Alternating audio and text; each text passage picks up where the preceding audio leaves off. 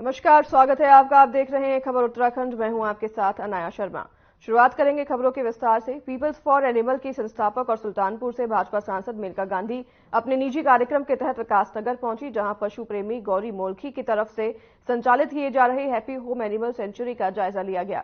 दरअसल आपको बता दें कि इस शेल्टर होम में जगह जगह से रेस्क्यू किए गए बकरी, भेड़, मुर्गी और बिल्लियों के अलावा चारधाम यात्रा में घायल और प्रताड़ित घोड़े और खच्चरों को भी रखा गया है, जिसका जायजा लेने सांसद मेनका गांधी यहां पहुंची। और आपको बता दें कि उन्होंने यहां मौजूद पशुओं की देखरेख और इलाज से संबंधित आवश्यक दिशा निर्देश शेल्टर होम संचालक को दिए।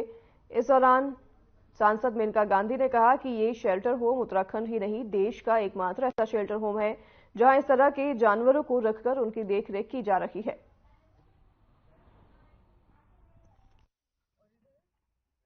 बहुत ही अनोखा शेल्टर है। ये शायद अकेले शेल्टर है देश में जिसमें घोड़े, गधे को लिया जाता है। इनमें से जो केदारनाथ, हेमकुंड से जो घायल जानवर थे वो भी बहुत सारे लिए गए।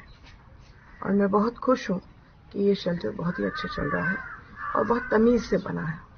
मैं धन्यवाद देती हूँ जिन जिन लोग यहाँ रहते हैं और जिन जिन लोगों ने मदद की है। यहाँ के जो विधायक हैं उन्होंने भी बहुत मदद की है, मैं उनका धन्यवाद करती हूँ। मुन्ना सिंह जी, अब हम लोग उनको टाइम टू टाइम बता देते क्या करना चाहिए। अब ये उनके ऊपर है कि क्या करते हैं। मैं तो चाहती हूँ कि हर सरकारी अस्पताल में एक आईपीडी बन जाए, इन पेशेंट डिपार्टमेंट। और ये गरीबों के लिए है, इसलिए क्योंकि मान लो कि एक गरीब के पास गाय हो और वो गाय बीमार हो जाए, अब वो ले आते हैं पशु चिकित्सालय, लेकिन रखने की जगह क्योंकि है नहीं, फिर घर ले जाना पड़ता है, फिर लाना पड़ता है, फिर ले जाना पड़ता है, फिर लाना पड़ता है, तो गरीब इस्तेमाल ही नहीं करते फिर सरकार की चीजों।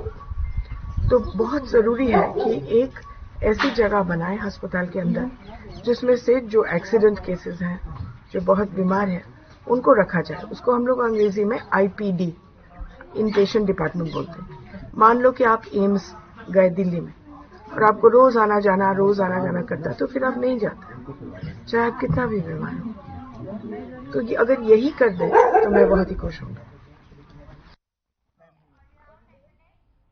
जनपद उधम सिंह नगर के सीमांत खटीमा से सुरई वन क्षेत्र के घने जंगलों में स्थित पावन सिद्ध पीठ भरामल धाम में एसएसपी उधम सिंह नगर मंजुनाथ टीसी की घोषणा पर पुलिस विभाग द्वारा एक विशाल भंडारा का आयोजन किया गया, जहां जनपद के सभी पुलिस अधिकारी, पुलिस कर्मचारी, धाम में आस्था रखने वाले श्रद्धालु समेत भारी संख्या में क्षेत्रीय लोगों ने भंडारे में शिरकत किया।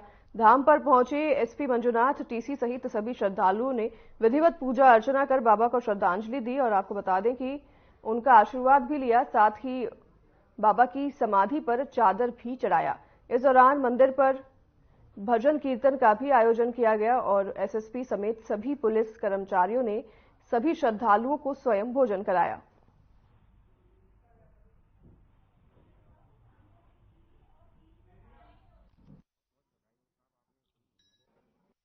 पावन और पवित्र धाम है। ये एक बहुत एक सिद्ध पीठ है ये भारत। और जनवरी के माह में ये जो बहुत घिनौनी एक हरकत हुआ था, जिसमें बहुत घिनौनी क्राइम हुआ था, जिसमें जो बारामल का जो महंत थे, महंत हरिगिरी जी, उनका और उनके चेला एक है, उन दोनों का बर्बरता से हत्या हुई थी। तो बहुत ही मतलब घिनौनी क्राइम था, वो हमारे लिए बहुत चैलेंजिंग भी था। तो उसी समय हमारी पूरी टीम ने पूरे शिद्दत के साथ हम यहाँ पे काम पे लग गए थे क्राइम वर्कआउट करने के लिए। उसी समय हमने एक प्रतिज्ञा लिया था हमारी पूरी टीम ने कि जब ये वर्कआउट हो जाएगा, हम अपराधियों को अपने जगह पे पहुंचाएंगे, तब जो है उसके बाद हम पुलिस परिवार, हम सब लोग मिलकर एक भंडारा कराएंगे करके हमने तभी एक प्रतिज्ञा लिया था। एक तरीके से इच्छा या कामना हमने व्यक्त किया था बाबा बारामल के सामने।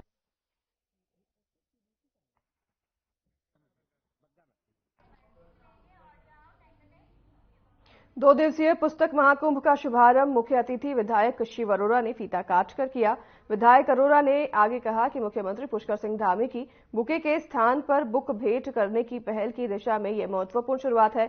और आपको बता दें कि पुस्तक महाकुंभ समिति रुद्रपुर की पहल पर युवा पीढ़ी को पुस्तक और साहित्य से जोड़ने के लिए इस पुस्तक महाकुंभ की शुरुआत की गई है। ये रुद्रपुर में पहला पुस्तक महाकुंभ मेला आयोजित हुआ। इससे पहले ये टनकपुर में आयोजित हुआ था, जिसमें प्रदेश के मुख्यमंत्री पुष्कर सिंह धामी शामिल हुए थे। उसके साथ ही वंदे मातरम गीत से पुस्तक मेले में रंगारंग सांस्कृतिक कार्यक्रम की शुरुआत हुई, जिसमें पर्वतीय संस्कृति, बंगाली, पंजाबी और सभी धर्मों पर आधारित कार्यक्रम को स्कूली बच्चों की प्रस्तुति दी गई। और इस दौरान विधायक शिव अरोड़ा ने कहा, ये पुस्तक महाकुंभ रुद्रपुर के इतिहास में एक नई पहल है, जिसका उद्देश्य है कि इससे अपनी दिनचर्या में या उपहार आदान प्रदान की परंपरा में बुके की जगह बुक भेंट करने की पद्धति को अमल में लाएं।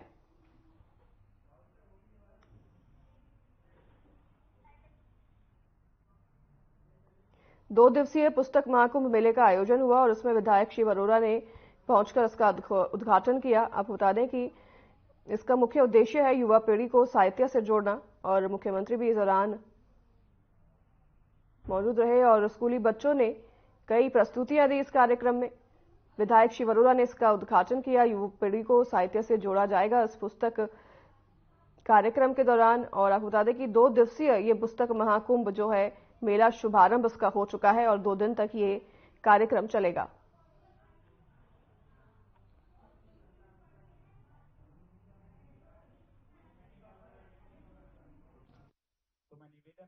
रुद्रपुर के अंदर पुस्तक महाकुंभ जिस समय में सोशल मीडिया के कारण से हमारे युवा, हमारे छात्र पुस्तकों से दूर होते चले जा रहे हैं, उस समय पुस्तक महाकुंभ के माध्यम से युवाओं को, छात्रों से पुस्तक से जोड़ने का, विज्ञान है, इतिहास है, हमारी परंपराएं हैं, उनसे जोड़ने का एक बहुत अच्छा प्रयास है। पुस्तक जीवन का आधार है, जीवन मूल्य का आधार है। तो इस प्रकार ये पुस्तक जब युवाओं के जीवन में वापिस आ रही है, तो एक उनके व्यक्तित्व विकास के लिए, देश की संस्कृति को जानने के लिए बहुत बड़ा अवसर मिलेगा। तो मैं इस आयोजन समिति को बधाई देता हूं जो पुष्कर सिंह धामी जी के दिशा निर्देशन में इस पुस्तक महाकुंभ का आयोजन कर रहे हैं, और ये युवाओं को अपनी देश और संस्कृति और गौरवशाली इतिहास से जोड़ने का बहुत बड़ा एक माध्यम बनेगा। मेरी तरफ से बहुत बड़ी शुभकामना है पूरी आयोजन समिति को।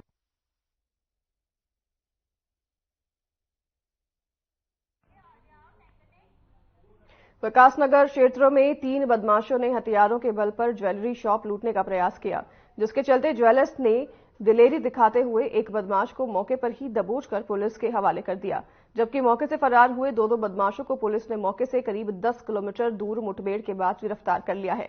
गिरफ्त में आए बदमाशों ने पुलिस ने हथियार बरामद किए गए हैं। पुलिस के मुताबिक रविवार शाम विकासनगर कोतवाली बाजार के पास राणा ज्वेलर्स शॉप में 3 नकाबपोश बदमाश हथियार लेकर ज्वेलरी खरीदने के बहाने आए और अचानक दुकान मालिक पर तमंचा तानकर हमला कर दिया, जिस पर दुकानदार ने भी दिलेरी दिखाते हुए एक बदमाश को दबोच लिया।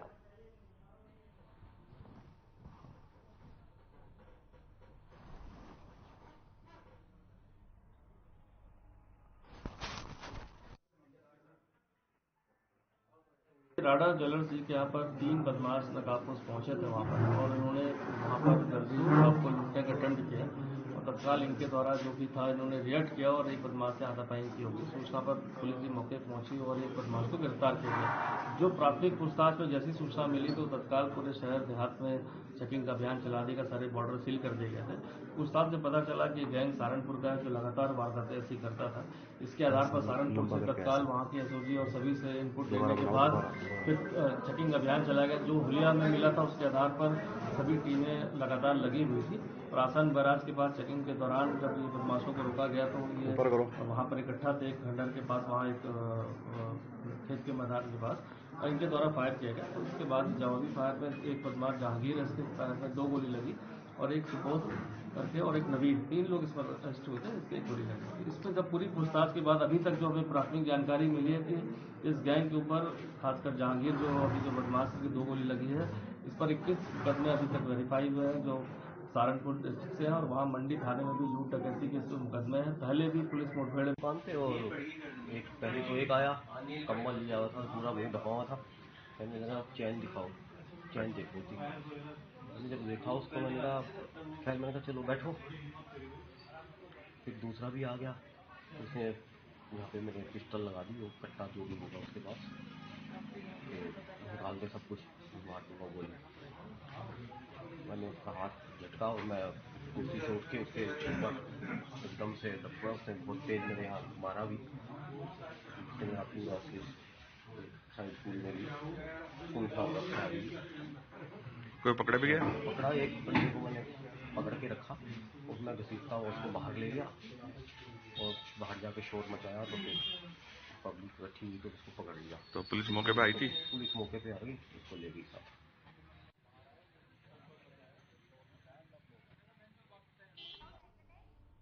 पांच फरवरी को विधानसभा का सत्र आहूत होने जा रहा है। सत्र का पहला दिन दिवंगत मंगलेर विधायक सरबत करीम अंसारी के निधन के चलते कंडोलेंस में रखा गया है। उसके बाद आगामी 6 फरवरी को यूसीसी के ड्राफ्ट को विधानसभा के पटल पर रखा जाएगा।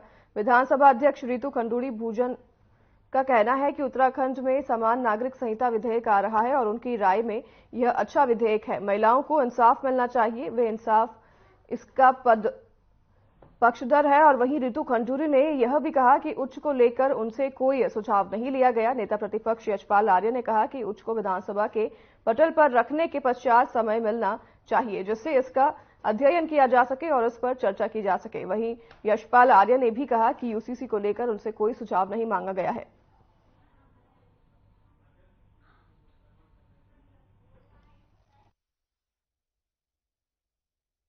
की बैठक हुई है जिसमें यूसीसी को लेकर विशेष सत्र बुलाने के संबंध में सरकार द्वारा संसदीय कार्य मंत्री द्वारा अपना पक्ष रखा गया और हमने कहा कि इसमें विस्तृत चर्चा होनी चाहिए और इसको सदन में पटल में रखे जाने के पश्चात पर्याप्त समय माननीय सदस्यों को मिलना चाहिए जिससे कि वो उसका अध्ययन कर सकें और फिर चर्चा में भाग ले सकें। और कल का दिन हमारे माननीय विधायक और पूर्व विधायक का देहावसान हुआ है। कल कंडोलेंस होगी। कार्य मंत्रणा की बैठक हुई और उसमें जो बात कही गई कि यूसीसी को लेकर के ये सत्र आहूत किया गया है। अब यूसीसी का जो ड्राफ्ट है वो 6 तारीख को विधानसभा में ले होगा और उसके बाद 7 और 8 को उस पर चर्चा होगी। सर, ऐसा नहीं लगता कि पहले विपक्ष को वो यूसीसी का ड्राफ्ट देना चाहिए था और फिर अध्ययन करके? नहीं, देखिए जो परंपराएं होती है जब कोई भी जो यूसीसी का मसौदा है उसको पहले विधानसभा पटल पर ले किया जाएगा और जब विधानसभा पटल पर ले होता है तभी जो है विधायकों को मिल पाता है। ये तो परंपराएं रही है।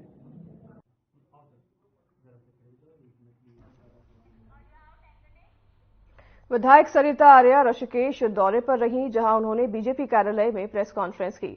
सरिता आर्या ने कहा कि आगामी लोकसभा चुनाव की तैयारी में बीजेपी के सभी संगठन जुट गए हैं। उत्तराखंड की 5 सीट फिर से बीजेपी जीतेगी, इससे कोई संशय नहीं है। दौरे पर विधायक सरिता आर्या रही, जहां पर उन्होंने अपना बयान दर्ज करवाया और सरिता आर्या ने प्रेस कॉन्फ्रेंस की। प्रेस कॉन्फ्रेंस में उन्होंने कहा कि चुनाव की तैयारी में बीजेपी जुटी है और उन्होंने यह दावा किया है कि इस बार चुनाव भारतीय जनता पार्टी ही जीतेगी। विधायक सरिता आर्या ने अपने दौरे के दौरान एक प्रेस कॉन्फ्रेंस की और प्रेस कॉन्फ्रेंस में उन्होंने कहा कि चुनाव की तैयारी में भारतीय जनता पार्टी जुट गई है और उन्होंने इसका दावा भी किया कि आने वाले चुनाव में भारतीय जनता पार्टी बहुमत से जीतेगी।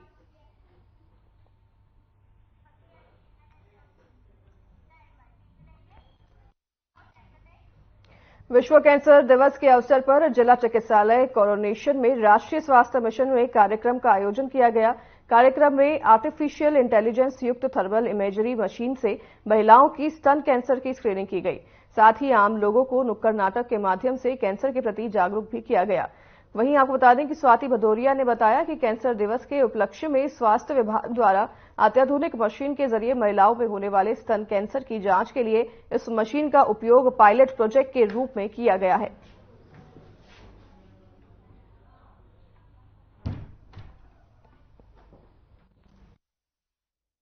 डे है और आज यहाँ कोरोनेशन हॉस्पिटल में एक स्पेशल कैंप भी लगाया गया है ब्रेस्ट कैंसर स्क्रीनिंग के लिए, और उसमें एक थर्मल इमेजिंग कैमरा भी मंगाया गया है, जिससे कि हमारी बहुत ही एक्यूरेटली स्क्रीनिंग हो जाती है और उसके बाद फिर कंफर्मेटरी टेस्ट होते हैं। और आज कैंसर जागरूकता को और ज़्यादा फैलाने के लिए यहाँ पे आज नुक्कड़ नाटक और इस तरीके के प्रोग्राम भी अरेंज किए जा रहे हैं, और आगे आने वाले समय में भी हम लोग और ज़्यादा इसको बृहद स्तर पर इस स्क्रीनिंग कैंप्स का आयोजन करेंगे, जिससे ज़्यादा से ज़्यादा लोगों को लाभान्वित किया जा सके। क्या संदेश देना चाहिए? वर्ल्ड कैंसर डे पे सबसे बड़ा संदेश आज का यही रहेगा कि आप लोग, कई बार हमें लगता है कि यह हमें हो ही नहीं सकती है इतनी खतरनाक बीमारी, लेकिन हम लोगों को स्क्रीनिंग कराते रहना बहुत जरूरी है, क्योंकि और स्पेशली हमारी लेडीज में सर्वाइकल कैंसर और ब्रेस्ट कैंसर की सबसे ज्यादा इंसिडेंस है। 26% हमारा ऑलमोस्ट ब्रेस्ट कैंसर और 18% के आसपास सर्वाइकल कैंसर की प्रेवलेंस है। तो इसलिए ये किसी को भी हो सकता है, और इसलिए आपसे निवेदन है कि आप समय समय पर इसकी स्क्रीनिंग अवश्य कराते रहें।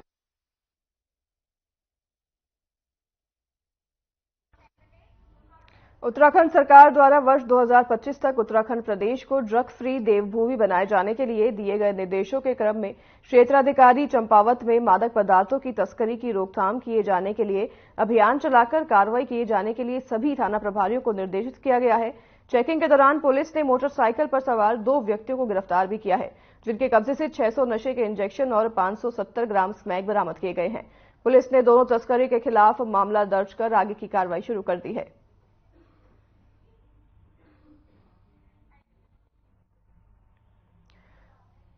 पुलिस की लगातार कार्रवाई, नशे के खिलाफ कार्रवाई के चलते पुलिस ने अब 2 तस्करों को गिरफ्तार किया है, जिनके पास से नशीले पदार्थ बरामद किए हैं।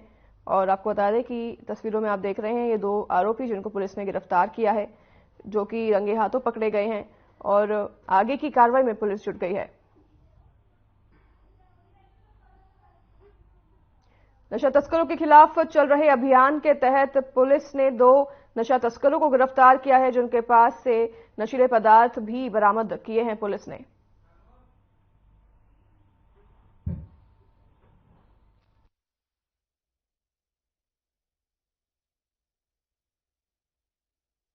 जनपद चंपावत पुलिस के जो मादक पदार्थ और नशीली पदार्थों के अगेंस्ट में जो कार्रवाई है, ड्रग फ्री देवभूमि उत्तराखंड 2025 मिशन के तहत उसी के क्रम में कल बनबसा थाने की टीम और एसओजी की टीम इनके संयुक्त चेकिंग के दौरान 2 व्यक्ति जिनका नाम है राहुल सुनाम और सूर्य विक्रम शाह, दोनों कंचनपुर नेपाल के रहने वाले हैं।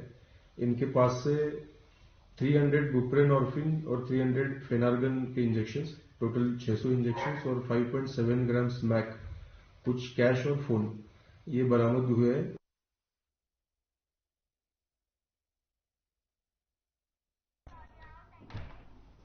खबर उत्तराखंड के मंगलौर क्षेत्र से है, जहां पुलिस को बड़ी सफलता हाथ लगी है।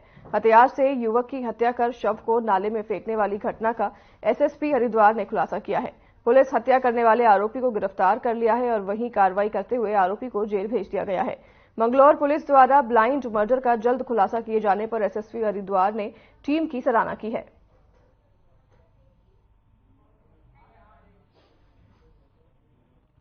पुलिस ने ब्लाइंड मर्डर का खुलासा करते हुए आपको बता दें कि आरोपी को गिरफ्तार किया है और गिरफ्तार करके आरोपी को जेल भेज दिया है। पुलिस को बड़ी सफलता हाथ लगी है, जिसमें ब्लाइंड मर्डर का खुलासा करते हुए पुलिस ने आरोपी को गिरफ्तार करके जेल भेजा है, जिसकी एसएसपी ने भी तारीफ की है।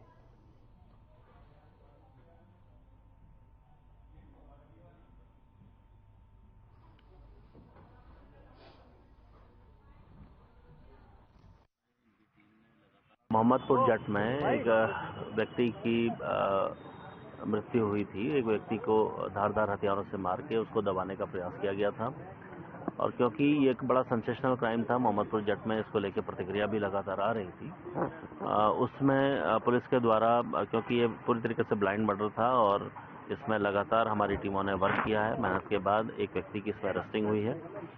अंकित नाम के इस व्यक्ति को पुलिस ने अरेस्ट किया है और वो उसके द्वारा ये बताया गया है कि इनका आपस में कुछ विवाद चल रहा था और बात गाली गलौज तक की स्थिति में थी, और इस चीज में इस व्यक्ति ने रात के समय मौके का फायदा उठा के इस व्यक्ति को धारदार हथियारों से मार के इसको ठिकाने लगाने के लिए ये जब नहर में जा रहा था, उस बीच ये, क्योंकि काफ़ी रात बीत गई थी, अर्ली मॉर्निंग में सुबह फटने के टाइम में ये उस चीज़ को नहीं कर पाया, तो वहीं पास में एक नहर में इसने इसे दबाने का प्रयास किया था।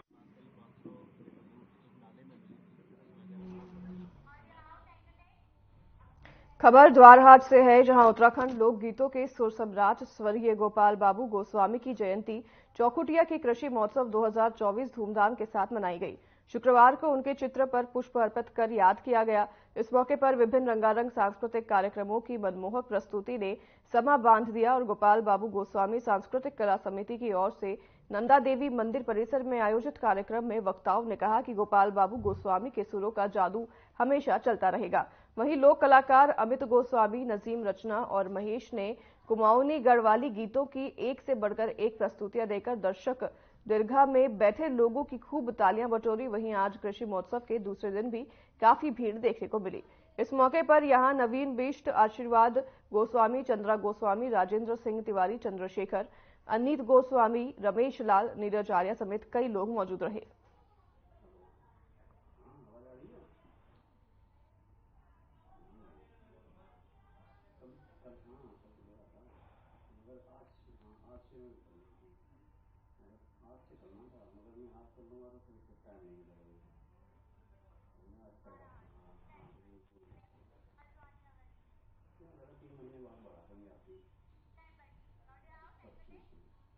हल्द्वानी के वन भूलपुरा में अवैध मदरसे और नमाज वाली जगह पर रविवार को होने वाली ध्वस्तीकरण की कार्रवाई पर रोक लगा दी गई है।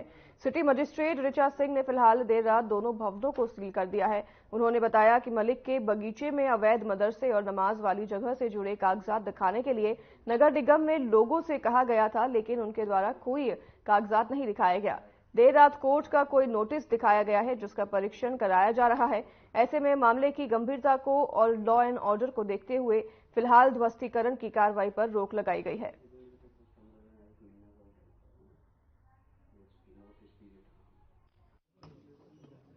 तो नगर निगम ने मलिक के बगीचे में 2 स्थल थे, जिसमें वो कथित एक नमाज का स्थल था और एक मदरसा था। उसमें नोटिस दिया था और उसके उपरांत जब कल बैठक हुई थी तो दिन में इनसे पेपर मांगे गए थे। इनके द्वारा कोई भी प्रपत्र इसमें पेश नहीं किए गए थे। रात 12 बजे इन्होंने कुछ नोटिस दिखाए हैं जो माननीय न्यायालय से संबंधित हैं। इसके कारण इस दोनों भवनों को तत्काल प्रभाव से सील कर दिया गया है अग्रिम आदेशों तक, और इस जो भी इनके द्वारा पेपर दिए गए हैं उसके परीक्षण के उपरांत इसमें जो भी निर्णय होगा उसके उपरांत आगे की कार्रवाई की जाएगी। तो अभी स्थिति क्या है वहाँ पर? मौके पर उसमें भवन को सील कर दिया गया है, फोर्स लगी हुई है और उसको नगर निगम ने अपने कब्जे में ले लिया है।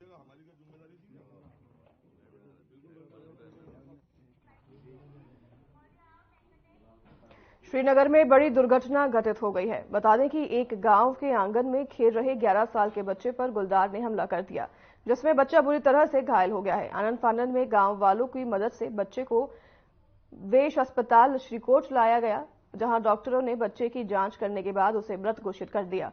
घटना के बाद परिजनों का रो रो कर बुरा हाल है, तो वहीं इस घटना के बाद से गांव में मातम छा गया है। इसके साथ ही लोगों में गुलदार को लेकर डर बैठ गया है। लोगों ने गुलदार को पकड़ने की मांग वन विभाग से की है। वहीं घटना की जानकारी मिलने के बाद वन विभाग की टीम गांव में पहुंची, जहां टीम ने घटनास्थल का निरीक्षण भी किया है और घटनास्थल पर पुलिस टीम भी मौके पर मौजूद है।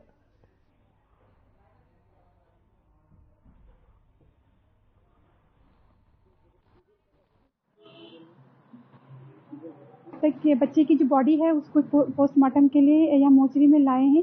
पोस्टमार्टम रिपोर्ट आने के बाद ही स्पष्ट हो पाएगा और इसमें अग्रिम कार्रवाई की जा सकती है। किस गांव की ये घटना खिरसू के ग्वाड़ गांव की है।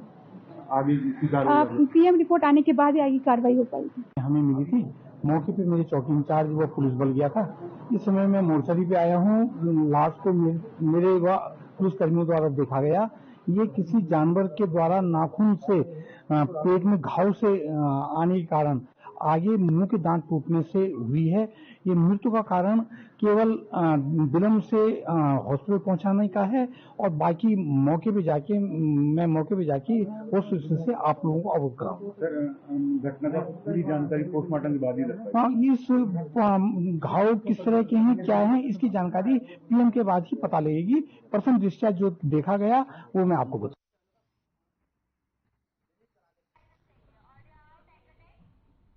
खबर राजधानी देहरादून से है, जहां पर महिलाएं घर बैठे ही अपना ड्राइविंग लाइसेंस बनवा रही है और साथ ही उनको निःशुल्क ड्राइविंग ट्रेनिंग भी दी जा रही है। राजधानी देहरादून की महिलाएं सिर्फ घर चलाने तक सीमित नहीं रही, बल्कि स्टीयरिंग थामने में भी महिलाओं का ग्राफ तेजी से बढ़ा है।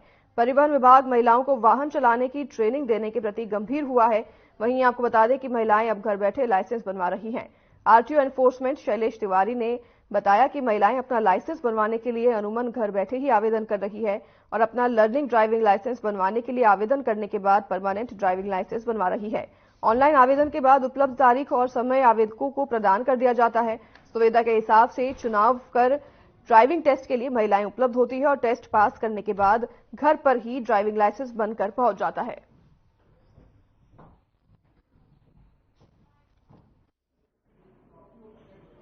ये बहुत ही सराहनीय मतलब डेवलपमेंट है और हमारे विभाग के द्वारा भी इसमें पहल किया जा रहा है। हम लोग चाह रहे हैं कि महिलाएं अधिक से अधिक सामने आए और ड्राइविंग करें। अगर महिला ड्राइविंग करती है तो पूरा परिवार आत्मनिर्भर बनता है। कभी इमरजेंसी हो, चाहे महिला को ऑफिस जाना हो, कुछ भी करना हो, तो वो आत्मनिर्भर रहती है, उसका कॉन्फिडेंस भी ज़्यादा रहता है। तो देहरादून में भी ये चलन बहुत ज़्यादा बढ़ रहा है कि महिलाएं ड्राइव अधिक से अधिक संख्या में कर रही हैं। हमारे यहाँ पिछले साल में लगभग 9,000 ड्राइविंग लाइसेंस बने थे, उसमें 1/4 से ज़्यादा मतलब 2,000 के आसपास जो लाइसेंस हैं वो महिलाओं के लाइसेंस बने हुए हैं।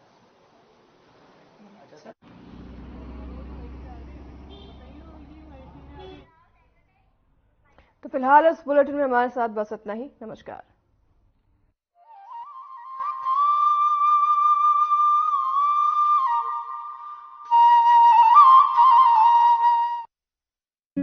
Hey mom, hey, look,